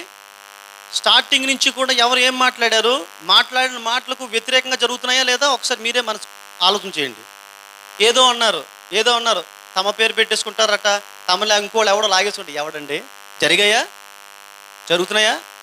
ఎంతసేపు అండి లాగేసుకోవడానికి? అవతలకి ఎంతసేపు అండి ఇది లాగేసుకున్నారా? ఏంటండి పిచ్చి పిచ్చి మాటలు? దేవుడు ఒప్పుకుంటాడా? చాలా పాపం అండి, పాపం. పాస్టర్ గారు మీకు తెలియదండి, మీరు మోసపోతున్నారండి. రండి, తలెత్తుకోలేకపోతున్నారు ఈవేళ. నా ఏరియాకి అది బ్యాంక్పేటలో నేను కింగ్లో తిరుగుతున్నాను. నేను వస్తే తలదించుకుంటారు. ఎందుకు? నేను కింగ్లో తిరుగుతున్నాను, మనం కింగ్స్లో తిరుగుతున్నామండి. మన దగ్గర వాళ్ళు తలదించుకుంటున్నారు. ఎందుకో తెలుసా? రాంగ్గా తలంచారు. ఏంటండి? ఏం శాశ్వత అండి మనకి? ఏం పట్టుకెళ్ళిపోతామండి? దేవుని కోసం. సరే, దేవునికి స్తోత్రములు కలుగును గాక. మొట్టమొదటి విషయము మనం గుర్తుంచుకోవాల్సిన స్వార్థపూరితమైనటువంటి స్థితిని మనం విడిచిపెట్టాలి. స్వార్థంగా మనం ఉండడానికి లేదు. రెండవ విషయం ఇదితో నేను ఈరోజు ముగించేస్తాను. ధనాపేక్షలు. ఇది చాలా చాలా ప్రాముఖ్యమైనటువంటి విషయం. చాలా మంది జీవితాలు నేను బయట చూస్తున్నప్పుడు బొత్తిగా ప్రేమలు కోల్పోయినటువంటి పరిస్థితులు ఉన్నారు. ఎందుకంటే they are just become, English Bible ఏమంటాడు, they are lovers of money అంట. ఎలీషా ఈ నయమాన్ కుష్ఠరోగం బాగు చేసిన తర్వాత ఎలీషా నయమాన్ ఇచ్చే తీసుకోడు, గెహాజీ వెళ్ళి తీసుకుంటాడు, తన సేవకుడైనటువంటి వాడు. తర్వాత కుష్ఠ వచ్చేస్తుంది, మనకు అందరికి తెలుసు. ఆ కుష్ఠతో తను చచ్చిపోతాడు కూడా మనకు బాగా తెలిసినటువంటి విషయం కదా. ఒక మాట అంటాడు 2 రాజుల గ్రంథంలో 5వ అధ్యాయం 26వ వచనంలో ఎలీషా భక్తుడు ఒక మాట అంటాడు, ఇవన్నీ సంపాదించుకోవడానికి ఇది సమయమా అంటాడు. ఇది సమయమా? అప్పుడు ఏదైతే సమయం కాదో అప్పుడు ఉన్నటువంటి పరిస్థితుల్లో కరువు కాలంలో ఉన్నారు. అప్పుడు అంతకుముందే ఒక మాట అంటాడు, గిల్గాల్లో కరువు ఉంది అనేటువంటి మాట కూడా చూస్తాం. కరువుల కాలంలో ప్రజలందరూ కూడా కరువుతో చచ్చిపోతున్న పరిస్థితులు, ఒక ప్రక్క చుట్టుప్రక్కల శత్రువులు దాడులు చేస్తూ వాళ్ళ దాడుల కారణం చేత ప్రజలు చచ్చిపోతున్నటువంటి పరిస్థితుల్లో ఈ గెహాజీ ఈ ధనానికి ఆశపడతాడు. అప్పుడు ఎలీషా అంటాడు, ఇది సంపాదించుకోవడానికి ఇది సమయమా? ఈ రోజున ప్రియమైన వాళ్ళారా, ఈ సంపాదనలో పడిపోతూ, ఒక విధంగా చెప్పాలంటే సంపాదన అంటే అక్రమ సంపాదనలో పడిపోతూ దేవుణ్ణి మర్చిపోతున్నారు, నీతి నియమాలని మర్చిపోతున్నటువంటి వారు చాలామంది ఉన్నారు. ఎంత మనుషులు ఎలా తయారైపోయారు తెలుసండి? కరోనా పేరు చెప్పుకొని లక్షలు కొలగొడుతున్నారు. అంటే వాళ్ళకి ఏమిటి ధైర్యం? వాళ్ళకి ధైర్యం దేవుడి భయం లేకపోవడమే వాళ్ళ ధైర్యం. ఈ టైంలోనే సహాయం చేయాలండి. ఒక డాక్టర్స్ అయినటువంటి వారు కావచ్చు, దానికి సంబంధించినటువంటి వాళ్ళు కావచ్చు, కొల్లగొట్టేస్తున్నారు. ఆరోగ్యశ్రీ ఉన్నోడికి ఒకలా ట్రీట్మెంట్ చేస్తున్నారు, డబ్బులు ఇచ్చినోడికి ఒకలాగా ట్రీట్మెంట్ చేస్తున్నారు. ప్రజలు ఎలాగుంటారు అపాయకరమైన కాలంలో అంటే స్వార్థపరులు. వాడు కోవిడ్ వచ్చి కుటుంబానికి దూరం అయిపోయి కొన్ని కుటుంబాలు చూస్తున్నప్పుడు అండి, అక్కడ వరకు హాస్పిటల్కి వచ్చి నాకు మీరు వెళ్ళిపోండి, ఇంటికి వెళ్ళిపోండి, మేము తీసుకెళ్ళిపోతాం అంటే ఆ కుటుంబం చేసేటువంటి ఆహాకారాలు మిన్నంటుతున్నాయి తెలుసండి. ఎంత బాధాకరంగా ఉంటుందో తెలుసండి. కోవిడ్ వచ్చినటువంటి వాళ్ళు అంటే కొంచెం సీరియస్గా ఉండేటువంటి వాళ్ళు వాళ్ళ కుటుంబస్తులు ఎవరిని కూడా ఉండనివ్వట్లేదు. అలా హాస్పిటల్లో గేట్ దగ్గర నుంచి పంపించేస్తున్నారు వాళ్ళని. వీళ్ళు ఎక్కడికో తీసుకెళ్ళిపోతున్నారు. వీళ్ళు వీడియో కాల్ మాట్లాడుకోవడమే, ఒకవేళ అందుబాటులో ఆండ్రాయిడ్ ఫోన్ ఉంటే అది కూడా లేదు. ఎంత బాధాకరమైన విషయం. వాళ్ళు ఎంత రోధిస్తున్నారు తెలుసండి. ఇలాంటి పరిస్థితుల్లో మనుషుల మీద మమకారాలు పెంచుకొని మనుషులకు సహాయం చేయాలి. ఎందుకంటే ఈ రోజున ఎవరు బ్రతుకుతున్నాడు అండి? పోలీస్ ఆఫీసులు చచ్చిపోతున్నారు, డాక్టర్స్ చచ్చిపోతున్నారు, ఎమ్మెల్యేలు చచ్చిపోతున్నారు. నిన్న కాక మొన్న బెంగళూరు ఎంపీ ఒక ఆయన చనిపోయాడు. ఏమండి, పెద్ద పెద్ద మినిస్టర్స్ చచ్చిపోతున్నారు. ఈవెన్ మన రాష్ట్రపతి, మాజీ రాష్ట్రపతి ఎవరండి ఆయన? రామ్నాథ్ బాబు. ఆయన దేవుని కుటుంబం ఆయన బాగానే ఉన్నాడు బాబు. ఆయన చల్లగా ఉండాలా. ప్రణబ్ ముఖర్జీ గారు ఏమండి, ఇండియన్ ప్రెసిడెంట్, ఫార్మర్ ప్రెసిడెంట్ చనిపోయి ఎవరు మిగులుతున్నారండి? అయినా కనీసం వీళ్ళకి ఆలోచన లేదే. అంటే ధనాపేక్ష ఏం చేస్తుందంటే అలా ఆలోచించనివ్వట్లేదు. అందుకనే ఎందుకు అపేక్ష పెంచుకోకూడదు అంటే ధనం అవసరం, మనకు అందరికీ అవసరమే. కానీ దాని మీద అపేక్ష పెట్టు, ధనము పొందుకోవడం వేరు, ధనము మీద అపేక్ష పెట్టుకోవడం వేరు. అంటే లవర్స్ అంట, ఇంగ్లీష్ బైబిల్ అంటాడు లవర్స్ ఆఫ్ మనీ అంట. అంటే మనీ ప్రేమికులు, మనీ ప్రియులు అంటాడు. రైట్. కాబట్టి ప్రియా దేవుని బిడ్డలారా, ఈ రోజున చూడండి, ఈ సుశాంత్ సింగ్ రాజ్పుత్ ఆమె ప్రేయసి రియా చుక్కలు చూస్తుంది కదా ఈవేళ. కారణం ఏంటి? దురాశ. తనకున్న అందానికి, తనకున్నటువంటి ఆ సెలబ్రిటీ హోదాకి ఎన్ని కోట్లని సంపాదించేయగలదు. అయినా అవతలోడ అకౌంట్లో నుంచి కూడా లాగేసింది శుభ్రంగా. ఈరోజు మొత్తం దేవుడు స్ట్రాపెట్ లాగేస్తున్నాడు తన తలకి మొత్తం ఎనర్జీ అంతటిని కూడా. ఎందుకు? ఈ మధ్యకాలంలో చచ్చిపోయినటువంటి సెలబ్రిటీ ఒక శ్రావణి అనే అమ్మాయి. ఆ అమ్మాయి ఎందుకంటే ఆత్మహత్య చేసుకోవాల్సిన పరిస్థితి ఎందుకు వచ్చింది? ఇందుకే, డబ్బులు, ఈజీ మనీ. ధనాపేక్ష సమస్త కీడులకు మూలము అని దేవుని యొక్క వాక్యము సెలవిస్తా ఉంది. ఒక సాధువు ఒక దగ్గర, అమ్మో అక్కడ పాము ఉంది అంటున్నాడంట. ముగ్గురు స్నేహితులు నడుచుకుంటూ వస్తున్నారు. పామ ఎక్కడ అడుగుతున్నారట. అదిగో అక్కడ నేను పారిపోయాడంట. ఏంట్రా పాము అనుకొని చూసేసరికి ధనాగారం కనబడిందట వాళ్ళకి. మంచి గోల్డ్ కాయిన్స్ కనబడింది. ఏంట్రా పిచ్చోళ్ళు ఉన్నాడు రా సాధువు. ధనాగారాన్ని పట్టుకుని ఇతడు పాము అంటాడేంట్రా అని చెప్పేసి చక్కగా రండిరా పంచుకుందాం అని చెప్పేసి ముగ్గురు కూడా చక్కగా పంచుకోవడానికి సిద్ధపడతారు. ఇంతలో ఈయన అంటాడు, ఒక ఆయన అంటాడు, నేను మీకోసం హోటల్కి వెళ్ళి మీకు భోజనం తీసుకొస్తాను, క్యారేజ్ తీసుకొస్తానని చెప్తాడు. వెళ్ళిన తర్వాత ఇద్దరు స్నేహితులు, అఫ్కోర్స్ మీకు అందరికీ తెలిసినటువంటి విషయం అయ్యి ఉండొచ్చు, ఒకసారి ఈ సందర్భంగా జ్ఞాపకం చేస్తున్నాను. ఇద్దరు అనుకుంటారే, ఎంత మంచి దానంరా, ముగ్గురు పంచుకుంటే 3 భాగాలు అయిపోద్దిరా, మన ఇద్దరం పంచుకుంటే ఎలా ఉంటుందిరా అంటాడు. ఇద్దరు అది బాగుందిరో అంటే మరి ఏం చేద్దాంరా అంటే, వస్తాడు కదరా హోటల్కి వెళ్ళి వచ్చిరండి, చంపేద్దాం మనము, మన ఇద్దరం కలిసి పనిచేసుకుందాం అంటాడు. అదే ఆలోచన వీడేం తక్కువ తిన్నాడా? ధనం చూసేసరికి ఆటోమేటిక్గా మైండ్ పాడైపోద్ది అనమాట. వీడేమనుకుంటాడు, ఇంత ధనం మేము ముగ్గురు పంచుకోవాలా, వీడు ఇంకా కొంచెం వీళ్ళకంటే 2 ఆకులు ఎక్కువ తిన్నాడు అనమాట. వీళ్ళు కనీసం ఇద్దరం పంచుకుందాం అనుకున్నారు. వీడు అలా కాదు, ఒక్కడే తీసేసుకుందాం అనుకుంటాడు. వీడేమనుకుంటాడు, సరే వీళ్ళు చంపేద్దామని వీడు అనుకుంటాడు. సో వస్తా క్యారేజ్లో పాయిజన్ కలిపేసి ఈయన తీసుకొస్తాడు. ఈయన వచ్చిన తర్వాత వీళ్ళిద్దరు కలిపి పొడిచి చంపేస్తారు ఇద్దరిని. సో ఇద్దరు పనిచేసుకుందాం అనుకుని, సరే అలా పంచుకునే ముందు భోజనం చేసి మరి భోజనం శుభ్రంగా తినేసి మరి పనిచేసుకుందాం అనుకుని భోజనం తినేస్తారు. విషయం కలిపినట్టు భోజనం తినేస్తారు. ఆ భోజనం తినేస్తారు, ఈ చచ్చిపోతారు. ఏమిటంటే సాధువు చెప్పాడు కదా పాము అని. రైట్, నిజమే ప్రియమైన పిల్లలారా, పాము ధనాపేక్ష ఎంత భయంకరమో తెలుసండి. కొన్ని సంఘాల్లో, మన సంఘాలు, మనం ఈ రీతిగా ఉన్న సంఘంలో ఎంత ధన్యులం తెలుసండి. కొన్ని సంఘాలు తెలుసా మీకు కొన్ని విషయాలు, ఇది యూట్యూబ్లో వెళ్తుంది, చాలామంది వింటారు కూడా, వినాలి కూడా. తినేస్తారండి డబ్బులు, భయం లేదు, దేవుని భయం లేదు తెలుసండి. సంఘాల్లో డబ్బులు తినేస్తారు, దేవుని డబ్బులు తినేస్తున్నారు. అంటే ఇదేదో ఊహాజనితంగా చెప్పిన కాదు, చాలా విషయాలు మాకు సంబంధించినట్టు మాకు తెలిసినటువంటి వాళ్ళు కూడా చాలామంది ఉన్నారు, మహాప్రబుద్ధులు, మహానుభావులు. ఎంత తింటున్నారో ఇంట్లో ఒక్కడొక్కడొక్కడొక్కడొక్కడొక్కడు లేచిపోతూ ఉంటాడు అన్నమాట. ఇంకో విషయం తెలుసా, ఎంతమంది లేచిపోయినా వీళ్ళకి ఆ అపేక్ష మాత్రం పోదు. అలా తింటూనే ఉంటారు, ఆ ఇంట్లో పోతూనే ఉంటారు. అంటే ధనం మీద వ్యామోహం పెంచుకుంటే ఇంక ఏది చూడనివ్వదు. అయ్యో నాకేం జరుగుతుంది, నా కుటుంబంలో ఏం జరుగుతుంది, ఇదేమీ చూడనివ్వదు.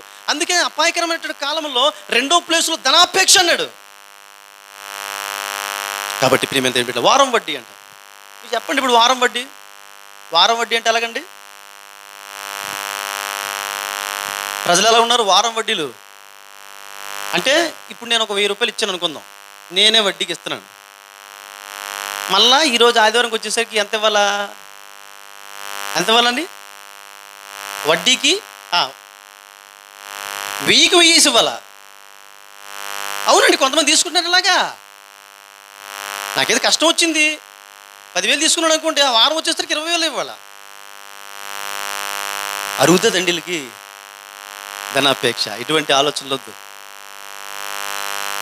మన క్రైస్తవ బిడ్డలు కూడా చాలామంది వడ్డీ వ్యాపారాలు చేస్తున్నారండి. వాళ్ళు ఏమంటారంటే, నేను లిటరల్గా చెప్తున్నాను, ప్రేమపూర్వకంగా చెప్తున్నాను, నాకు తెలిసిన మంచి రక్త సంబంధులే మరి కూలిపోయారండి. వాళ్ళ పాపం ఏమిటంటే, వాళ్ళకి ఏదో ఆధారం లేక వాళ్ళు వడ్డీలకి ఇచ్చుకుంటూ అలా, అంటే వాళ్ళు ఏదో ఎవరి దగ్గర లాగేసుకోవాలనే ఆలోచన కాదు, పాప ఏదో వడ్డీకి ఇచ్చుకుంటూ. మన క్రైస్తవ బిడ్డలో కొన్ని నామ్స్ మనం పాటించాలి. కొన్ని చూడడానికి మనకి కరెక్ట్ అనిపిస్తుంది, కరెక్ట్ కాదు, బైబిలికల్గా మనం ఉండాలి. వాళ్ళ ఫ్యామిలీ చెడిపోయిందండి, కంప్లీట్ చెడిపోయిందండి. భార్యాభర్తలు ఇద్దరు కూడా తక్కువ వయసులో ఏ సంతోషాలు చూడకుండా చచ్చిపోయిన పరిస్థితి వచ్చింది. రూపాయికే కదా, 2 రూపాయలకే కదా, వద్దు. వడ్డీకి అస్సలు ఇవ్వద్దండి. మన క్రైస్తవ బిడ్డలకు అది తగింది కాదు, రైట్? ఎందుకంటారా, అది నువ్వు స్టార్ట్ చేసిన రోజున 2 రూపాయల నుంచి 3 రూపాయలు ఇస్తే ఎలాగుంటుంది?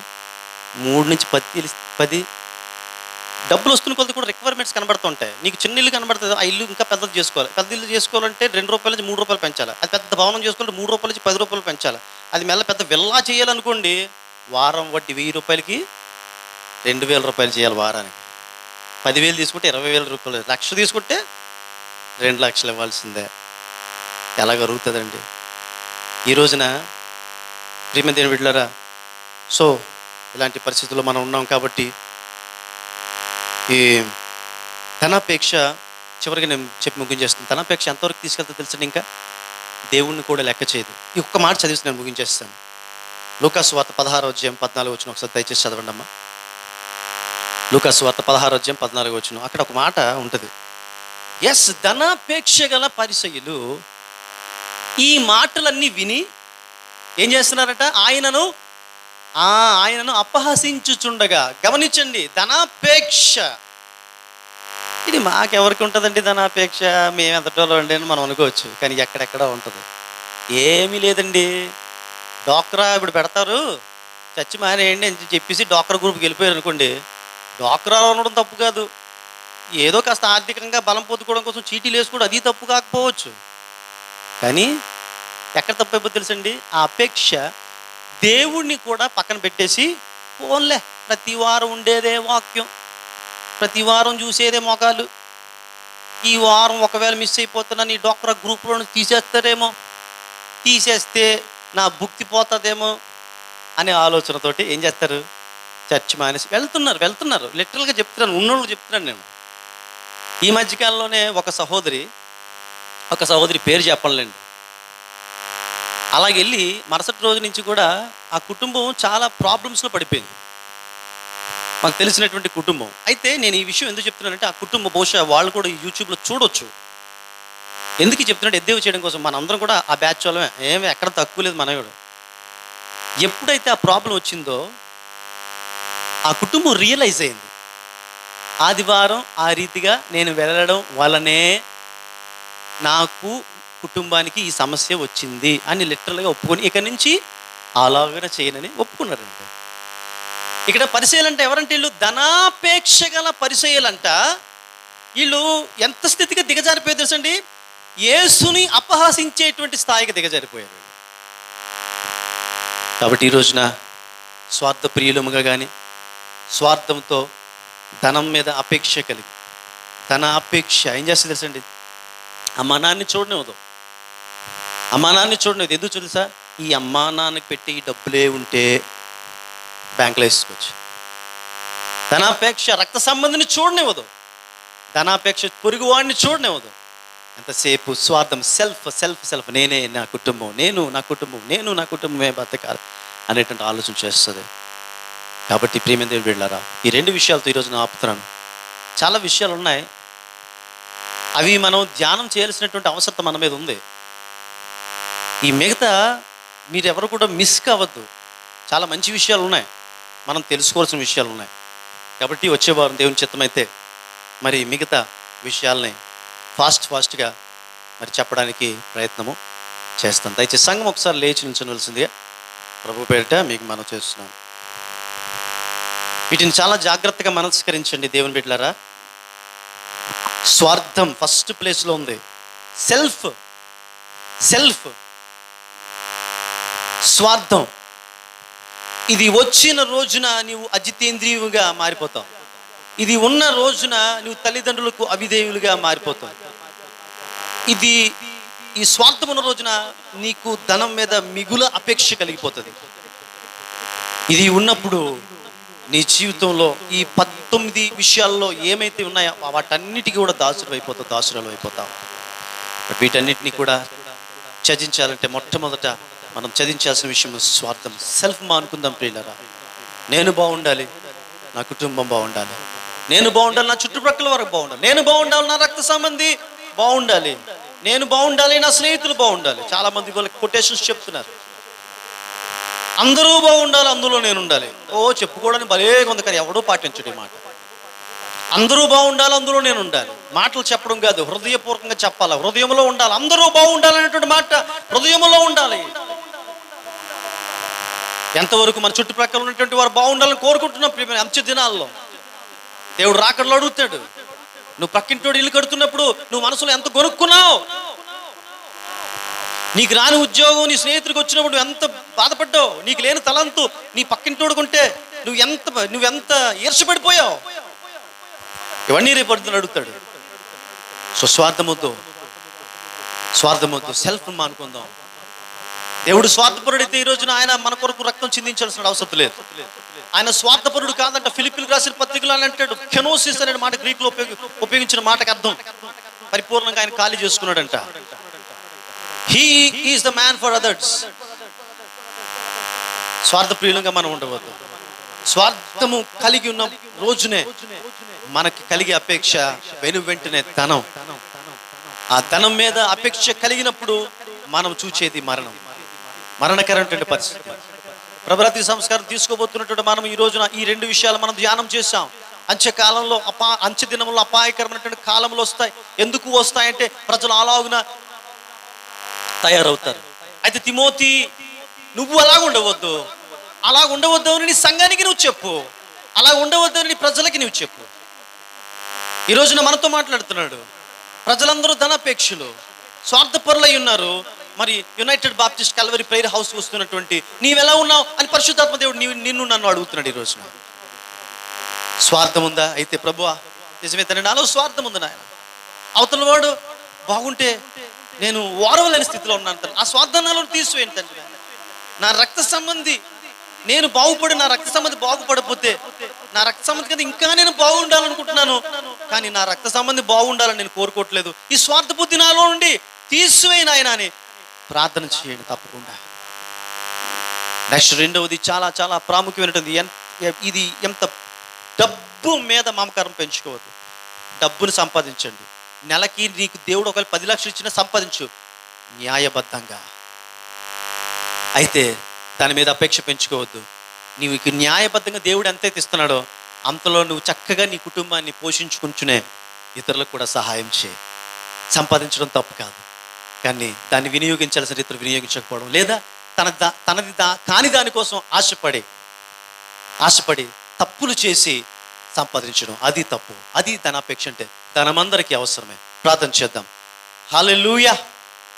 సర్వశక్తియు మిక్కిలి ప్రేమ కనికరం గల మా తండ్రి, నీకు వందనములు, స్తోత్రములు. ప్రభు, మాకు ఇచ్చిన ఈ వాక్యం బట్టి నీకు వందనాలు. అపాయకరమైనటువంటి దినాల్లో మేము ఉన్నాం తండ్రి. ప్రతిరోజు వచ్చే న్యూస్, తండ్రి నాయన, ప్రతిరోజు నాయన ఇంతకు ముందు నాయన మాకు ఏ సమస్యలు వచ్చినా మేము చిన్న చిన్న అనారోగ్యం కోసం పెద్దగా ఆలోచించేటువంటి వాళ్ళం కాదు. ఈరోజు చిన్న జలుబు వస్తే మేము ఆలోచనలోకి వెళ్ళిపోతున్నాం. 2 తుమ్ములు వస్తే చాలు మేము భయానకమైన స్థితిలోకి వెళ్ళిపోతున్నాం. జ్వరం వస్తే చాలు మేము భయానకమైన పరిస్థితిలోకి వెళ్ళిపోతున్నాం.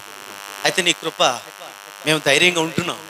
కానీ చాలామంది కరోనా వచ్చిందేమో అనే భయంతో ఆత్మహత్య ఇప్పటికీ చేసుకుంటూనే ఉన్నారని మీడియా వర్గాల ద్వారా మేము తెలుసుకుంటున్నాం. తండ్రి, మాకు వచ్చే చిన్న ప్రాబ్లం, చిన్న గ్యాస్ ప్రాబ్లం వచ్చినా భయపడిపోతున్నాం. హార్ట్లో ఎక్కడో చిన్న పెయిన్ వచ్చినా భయపడిపోతున్నాం. ఇలాంటి పరిస్థితుల్లో నాయన చాలా మోస్ట్ వైలెంట్ డేస్లోనికి మేము వచ్చేసాం ప్రభువా. ఇలాంటి పరిస్థితుల్లో ప్రభువా మీరు స్వార్థాన్ని విడిచిపెట్టరా? ఇలాంటి పరిస్థితుల్లో మీ ధనం మీద ఆ మోజు విడిచిపెట్టరా? దేవుని విషయాల మీద మీరు మనస్కరించరా అని ఈ రోజున వాక్యం ద్వారా నువ్వు సెలవిస్తుంటున్నావు. కాబట్టి నాయన మాతో మాట్లాడిన విధానం బట్టి నీకు వందనాలు, స్తోత్రములు చెల్లిస్తూ ఈ రోజున ఈ వాక్యం వింటున్నటువంటి నీ ప్రియ బిడ్డలైనటువంటి సంఘ బిడ్డలు, ఆ వాక్యం వినబోయే ప్రతి బిడ్డలకు మేలుకరంగా, ప్రయోజనకరంగా, ఆశీర్వాదకరంగా వాక్యం ఉంచమని వేడుకొనొచ్చు. మా అందరికీ నేను తండ్రి ఎవరినో ప్రభు ఎద్దేవా చేయడం కోసం కాదు నాయన తండ్రి ప్రభు, వారి జీవితాలను మార్చుకొని వారి జీవితాలు నీకు పరిపూర్ణమైనటువంటి నీకు ఇష్టపూర్వకంగా సమర్పించుకోవాలంటే ఆలోచనతో నాయన ఈ మాటలు తెలియజేస్తున్నప్పుడు ప్రేమపూర్వకంగా ప్రతి బిడ్డ దాన్ని స్వీకరించగలుగుటకు నీకు కృప చూపించమని యేసు పరిశుద్ధ నామములో మిక్కిలితో ప్రార్థన పెడుతున్నాను తండ్రి. Amen, amen, amen. Praise the Lord. God bless you. దేవుడు మిమ్మల్ని దీవించును గాక.